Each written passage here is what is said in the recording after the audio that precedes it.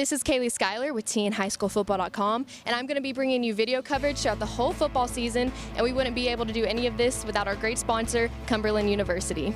I think Cumberland University, what is great is that we care, we want to have an impactful life for our students, not only to have a job or a career, but we want them to impact their life with community service, and I think we're one of the best choices in the mid-state.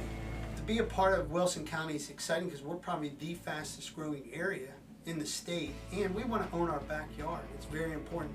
We want every student, especially our student athletes, to be a part of something that's special, to be a Phoenix, to get a degree, but also to live in Wilson County and be an alumnus and give back to Cumberland University and their community.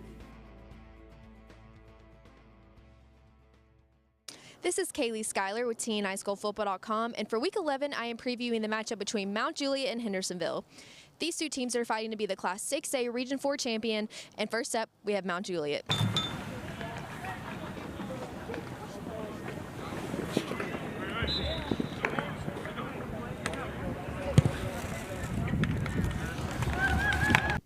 I'm here with Mount Juliet head coach Trey Perry. Coach, you've won this title 2 years in a row and you're undefeated. Are you having to keep the guys grounded all this week coming into this game? I don't think so, because mainly when you look at Hendersonville on film, they ground you enough. They're a great football team. They've been a great football program for a long time.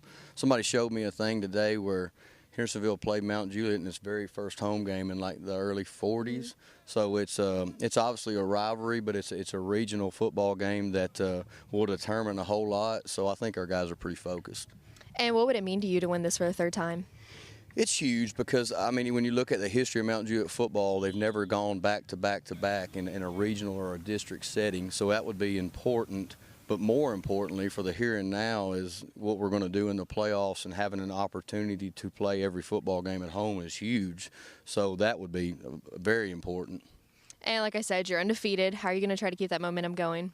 I think it's important. I know all the cliches come up from coaches now, but I think it's important for us. When you say turnovers versus no turnovers, we kind of talk about ball disruption and defensively, because Hendersonville is a very scheduled offense. They like to stay on a schedule, and they're very good at it. So to get some of those turnovers, create some opportunities, short fields for our offense would be huge.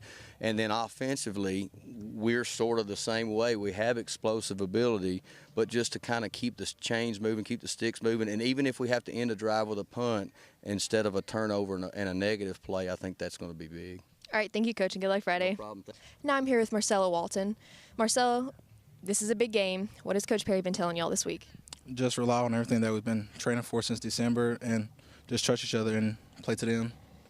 And what is the strength that y'all have been able to rely on all season that you think you're going to be able to use on Friday night? By being able not to get down if we mess up, to be able to just push aside a bad play and just get ready for the next one. All right, thank you, and good luck Friday. Thank you.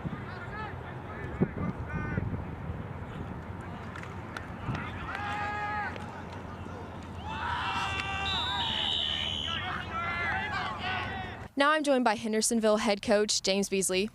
Coach, you've had a strong start so far this season, and it's your first year. How does that feel, and what are your thoughts coming into this game? Well, we feel good. We've done well in our region, and we're just excited to have the opportunity to come down to this last game. You know, they're the region champions, so we're gonna play hard, and hopefully we play well. And Mount Juliet has a strong defense. In 7 games, they've allowed 7 or less points, and 3 of those were shutouts. How are you going to try to combat that? Well, they're good everywhere, and they play really hard. So our kids have been focused, and we've been working hard on the things that they're going to do. So hopefully we go out there and execute. All right, thank you, and good luck. Thank you. Now I'm joined by Andrew Waters. Andrew, it's your last week of regular season play. What are some of the things you've been working on this week to get ready for this game? Well, we're playing for a championship this week, so we've got a really big opportunity, and we've been working on focusing, learning formations and everything, and hopefully we can come out crisp and play a great game.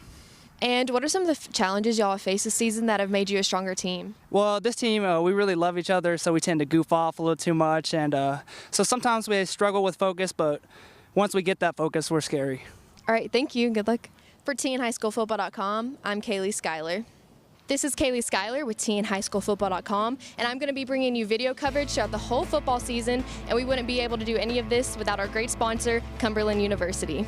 I think Cumberland University, what is great is that we care, we want to have an impactful life for our students, not only to have a job or a career, but we want them to impact their life with community service, and I think we're one of the best choices in the mid-state. To be a part of Wilson County is exciting because we're probably the fastest growing area in the state, and we want to own our backyard. It's very important. We want every student, especially our student athletes, to be a part of something that's special, to be a Phoenix, to get a degree, but also to live in Wilson County and be an alumnus and give back to Cumberland University and their community.